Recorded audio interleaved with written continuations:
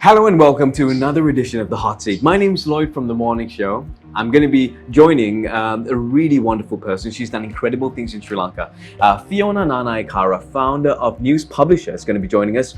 She's also someone that spent an extensive amount of time in public relations in corporate Sri Lanka and with companies, global brand names that you might recognize.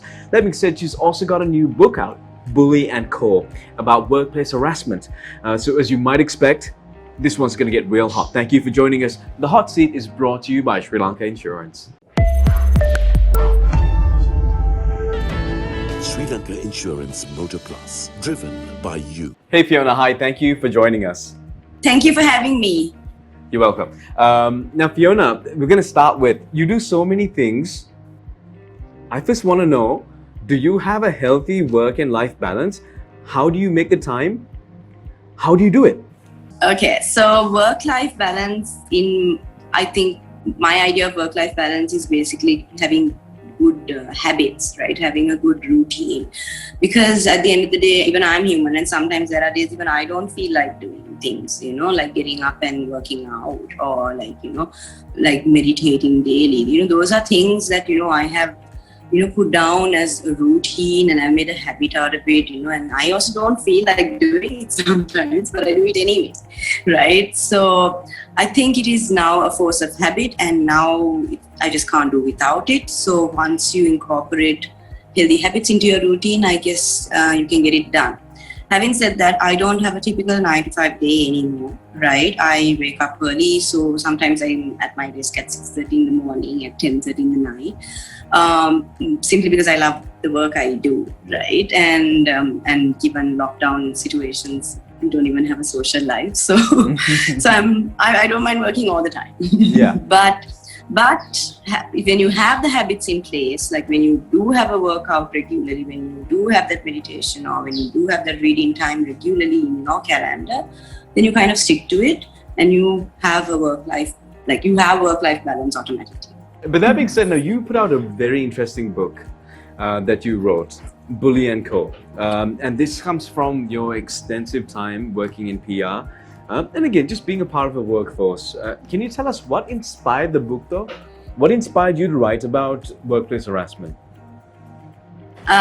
So initially, I was a target of workplace harassment and I had all these stories and I was telling these to my friends and my friends were like, oh my God, they're so hilarious, you should blog about it. And but they were just stories. And at the same time, I was helping a handful of people to overcome workplace harassment, like do this, do that, maybe speak to this person, or take this route, or document, or whatever, right? And it was working, and that's when I had some tools to, help a target out. So that's when I realized, okay, fine, now I have some material to write a book, and it got the attention it deserved because one, media like you all helped me like so much to get the word out there, right? And so it got through to people, the targets got hold of it, and then it has created a lot of opportunity for me to actually help them one-on-one. So even after the book was launched, it didn't stop from there. Like still people contact me because of the support that I get from media. That's one. And the other thing is, it was the first self-help book written locally in English, Sinhala and Tamil, so with local content. So it was a hit. Right. And speaking of the book, right, this is something people have had to deal with since the inception of, group workplaces. Bullying has been a thing. And we have facets of it in everything, sports, classrooms, all of it. But you talk about how bullying at the workplace is so detrimental to the productivity of the office and, how performance of the office can be affected, or that group or that company. What were some of the more the more mind-boggling facts that you came across, like numbers and stats, researching for the book? So yeah, I actually wrote them down for you because I want to explain these numbers, right? So 75% of global workplaces experience this, right? But 90% of the time they don't report it, right? In Sri Lanka, the good news is 63% of the time people report it, which is quite good for a country like ours. for a conservative and reserved country like ours, when it comes to dealing with such things. And what contributes to workplace harassment? This is which is really so true and disgusting at the same time. 23% of the time, the society thinks it's normal. So majority of the time, workplace harassment happens because we think it's normal. We think it's okay. This is workplace politics. We call it something else. Survival. We call it politics. That's politics. Yeah. You're all literally paid to get deal with it, sort of thing, right? And then what makes it worse, right? So 40% of the time, target not defending himself or herself makes the situation worse, right? So which can tell you, you must report it because, it's only going to get worse. And 17% of the time, top management's response, right? Which is sad. That means the leadership has a huge, plays a pivotal role in actually, shaping up an organization and ethical workplace, right? So 17% of the time, top management's response has made the situation worse, right? So these are eye-openers, right? 41% of the time, the outcome, right, after you report it. This is in Sri Lanka. 41% of the time, the target resigned and offers to leave, right? Which is really sad because target is not in the wrong here. Only 3% of the time, the bully was terminated. Wow. Right? 97% of the time, there are sexual harassers, bullies in the organizations. Imagine how messed up that is, right? Yeah. And 15%, now this is really sad, 15% of the time, because of the situation, because they were being bullied, they change their working style. So if they have an excellent working style, excellent, leadership qualities, management skills, all that gone to waste because they just changed their working style so that they could just get along with their bully. Right? So these numbers really tell you something which are really important, what needs to change, eye-openers. At the same time, even though everybody legal experts or HR professionals, even though they tell you to go ahead and report it, sometimes each situation is unique. You can't just go and report it. You have to see what situation that person is in. And 100% of the time, I have had positive outcomes with, the people who have spoken to me and, I've directed them on how to handle situations. Because, for example, if I'm on probation and I report a sexual harasser, I'm still on probation. They will just kick me out saying that I'm trouble, right? So the bully will continue to bully. So what's the point of really acting out at that time? It's better if I hang in there for 3 months, gather the evidence, gather the data, document it, and go on a professional route to it, right? Yeah. So it is really about what situation. So there are some cases that, their bosses are leaving in a month, they're retiring. So I'm not just hanging there, right? Because he's a very senior guy in the office, right? Yeah. So he's not going to go to work anywhere, right?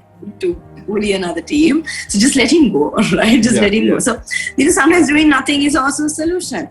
Because, if you're not in a credible position to speak up, you're not going to be given a damn about, right? So you need to reach that performer stage before you actually go and speak up, because otherwise you're just going to be the girl who cried wolf.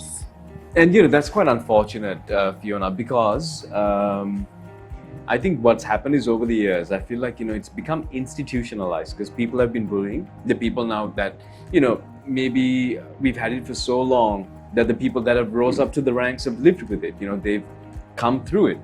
So so it might be, it's like this unspoken norm at the workplace, Yeah. And like you said, when you don't have a permanent position and you feel like, you might be putting yourself on the line, it's worrying that, if you are a victim, you're more afraid to speak up because you might be the one that's going to lose out. And also sometimes sometimes you forget yourself and then you speak up, say you have that motive, you're like, okay, you don't care about yourself, but you care of somebody else and you're going to speak up. Still, for all, if you're the one who's fired and he stays along, even the next person is not going to get any help. Yeah. Right?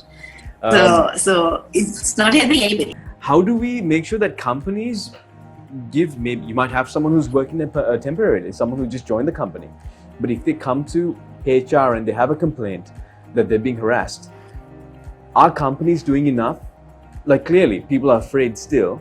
How do we change that mentality where, regardless of if you're the new person, regardless of you worrying about moving up the ladder or maybe losing your job, how do we change that whole system? You're doing it right now, Lloyd, Yeah. right? You're doing it right now by creating awareness. When I was harassed, in 2015, I didn't even know the workplace harassment term, right?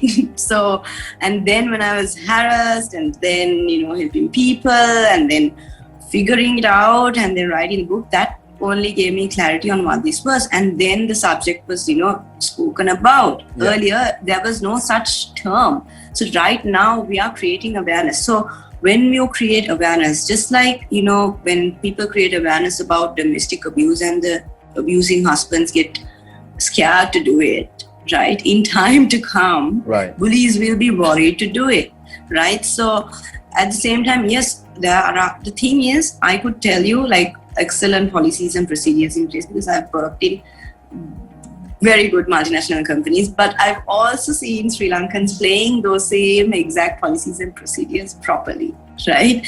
So if there's a whistleblowing system, I would highly advise it, because even if you don't speak to anybody else, that's like a safe zone. Make sure the whistleblowing system is a credible one as well. Yeah. And if you can report it anonymously, that would be great as well, so that you won't risk your position in the company. But don't just speak up to anybody. The sad part is, the saddest part is there are people who lie about being victims to get attention. They ruin it for everyone. Honest, valid time. Yeah. I'm just like, I'm genuinely there listening to you, but they just want some sympathy. Nothing pisses me off more than that, right? Because there are people who genuinely need your help, right? Yeah. And then you change things around your calendar to listen to them, and then you help them out, and you feel good. These are people who genuinely need help. They're good performers, right? But then there are these people who just come and waste your time saying, "Oh, I was, raped," and they go to that extent, right? And you really feel sorry for them. So then, that's what I'm saying. If you're speaking, take the professional route of doing things, right? Don't just go, even in an organization, say you are being harassed, speak to maybe your best friend outside work, or your parents, or somebody, siblings, anybody other than work, who you can trust first, right? And then get things into perspective, because even in the book, the first step I mentioned is to analyze the situation to see if you are in the right or wrong. Because sometimes you get bosses, they're just loud, they're just, blunt, but that doesn't mean they're bullies. Bullies are people who, really harass you day in, day out, over and over again, right? But these are just loudmouth, blunt people. So a conservative person will think that, okay, this person is shouting at me. Is this person telling me to get my target, achieve my target? So is that a bad thing? Just because she's saying it out loud, this is just telling me to achieve my target. So I'll get my commission. So that's for my benefit. So sometimes you really have to analyze the situation to see if you are in the right or wrong, right? So then when you speak to a person who's outside that organization, maybe you can get a perspective from, another person. And then when you finally decide to speak up, either speak to, majority of the time it's a supervisor, bullying the immediate subordinate. So you'll have to go to HR. It's better if you have a documented document, because everybody's scared of documents, right? As if you have, inquiries document with dates, times, who did this, who said that, where, anybody will be worried, right? I had one bully that backed off because that girl said, you keep at it, you do whatever you want, I'm documenting everything. And he kind of controlled. He backed away a little bit and stopped calling her every day, no matter whatever country he's in.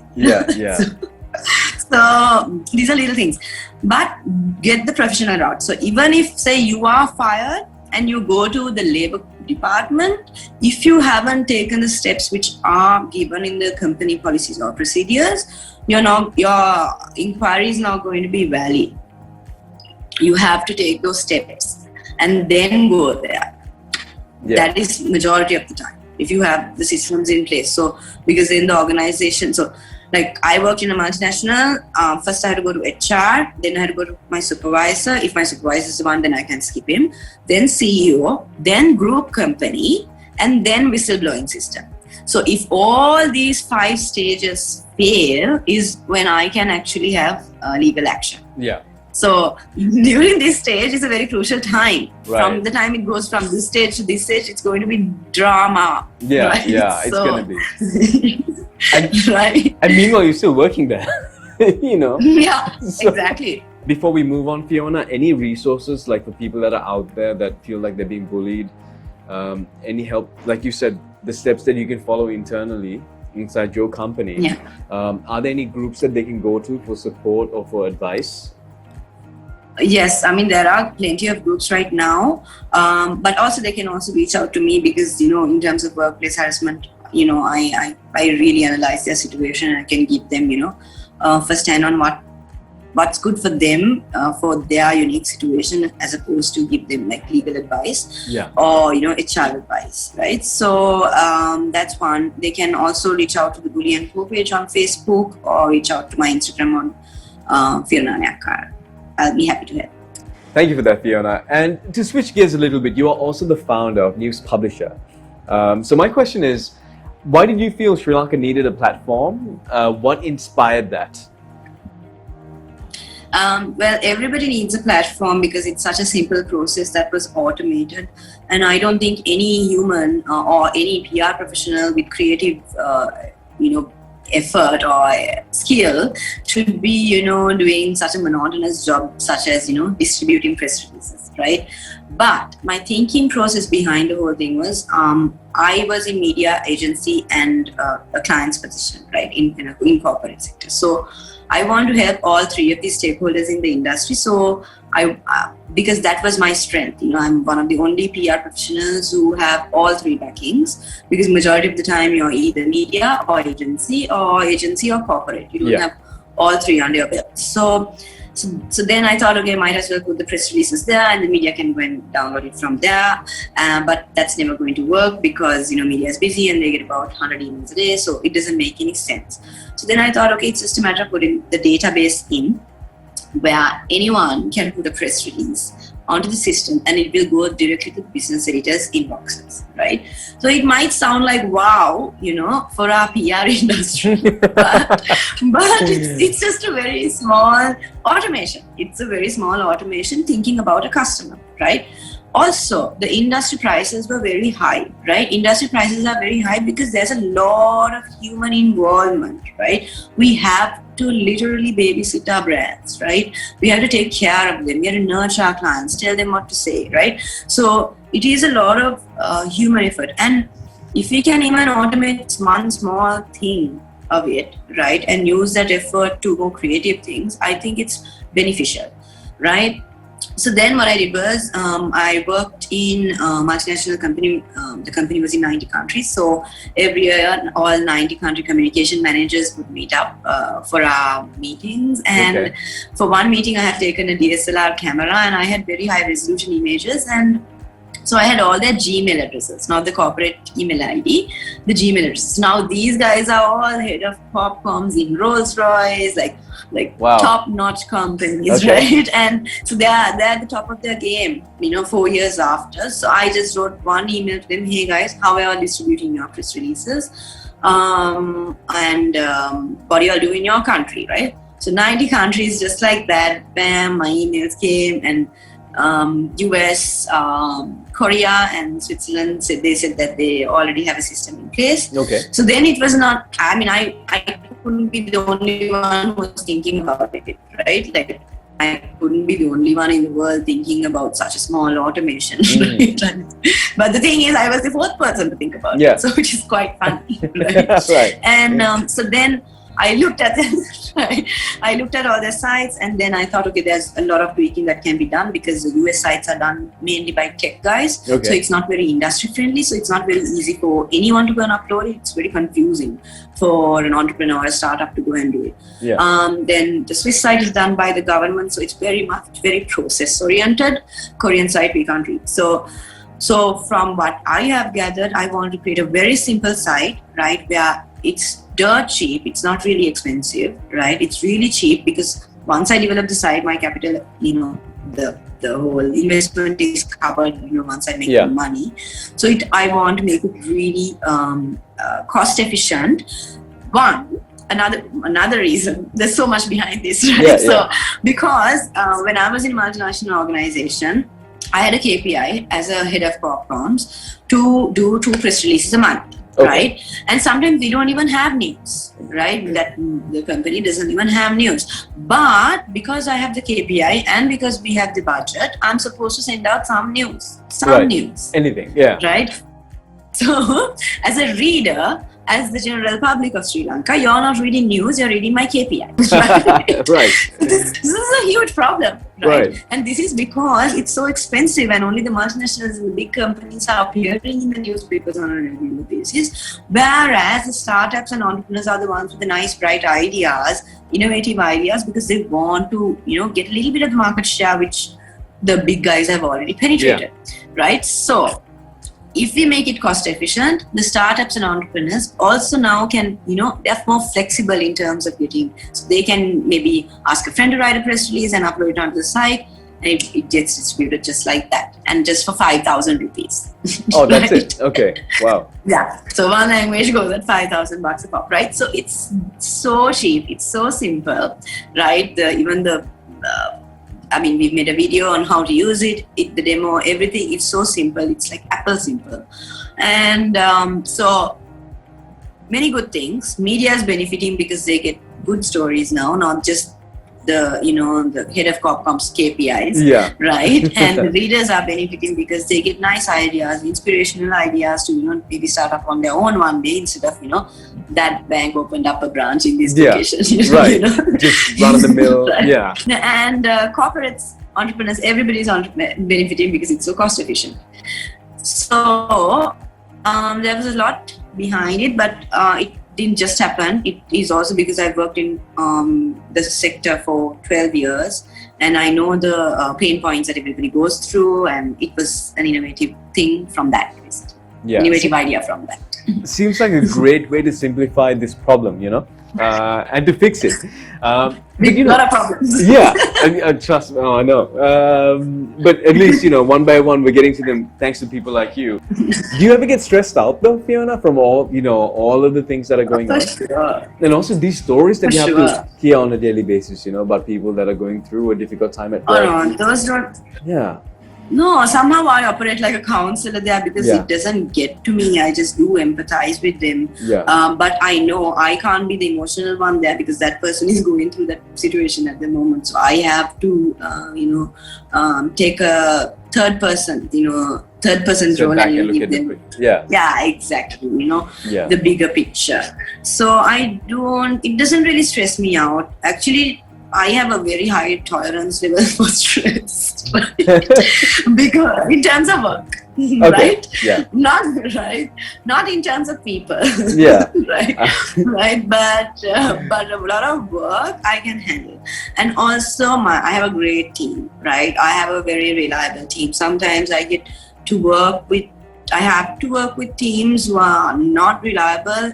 And it really pisses me off, right? It really pisses me off because that's how much my team has spoiled me. Okay, by being good. Right. Yeah. By being good, right? Okay. They've set a standard for how our team should work, right? Yeah. Now, so when we get government projects, sometimes we have to work with like voluntary teams or we have to work with other agencies, and then you see the inefficiency, and so I really start valuing my team more. Yeah. Right. So they've really set a high standard. It really keeps my stress away. And like even my partner, like if something comes up, even if it's life, sometimes even if it's not business, sometimes I just call her because it's going to impact the business day. Okay. you know, right? So we are friends, and Yeah. even when the people we work together, we are friends. So it's not like, I'm your boss, so Yeah. you get that thing done. Before we kind of wrap it up, I also want to know. We know what keeps you driven. You're clearly someone who likes goals. You like to do well. You like to excel. What's one bit of good advice though that you've received over the years, and something you'd like to share with people? Something that you do share with people. Well, one good advice I've gotten is not to be hasty, right? Not to make hasty decisions. But that is for my personality, it's good advice, right? Yeah. Because I'm not a lazy person and I take action right away. I'm just completely reactive. And so it's good advice for me. But majority of the people are not very decisive in what they want to do. They will not take that action sometimes. So it's not really the best advice for everyone, Yeah. but it was good advice for me because I was very young. But in terms of giving advice to everyone, or I would say, is to stay authentic and really focus on your strengths instead of focusing on other people, because a lot of the time we see a lot of problems in the workplace because people are trying to be somebody else, because they're so insecure about, what their strengths and weaknesses are. Instead of, fixing their weaknesses, they try to, look at other people. Yeah. So then, you're not going anywhere. You're just simply not going anywhere. So get up and get going and do what you gotta do to live your path and not somebody else's. Fiona Nanayakkara, you've been fantastic. Thank you so much for your time. Thank you for the advice. And again, that was really interesting. Before we go, we want to wish you the very best with News Publisher. Again, with the book, everything you do, and the help and support that you do provide people. Again, just one time before we say goodbye, where can people find you online? So on Instagram, I go as Fiona Nanayakkara, Instagram and Twitter. On LinkedIn, you can find me on News Publisher, and Facebook, News Publisher as well. And there you have it, Fiona Nanayakkara, founder of News Publisher, the author of Bully & Co. She's doing incredible stuff. Thank you for watching the video. The Hot Seat is brought to you by Sri Lanka Insurance. We want to know, who would you like to see on the Hot Seat? Let us know in the comments below. Like and share the video. This is Lloyd signing off for today. Goodbye. Sri Lanka Insurance Motor Plus, driven by you.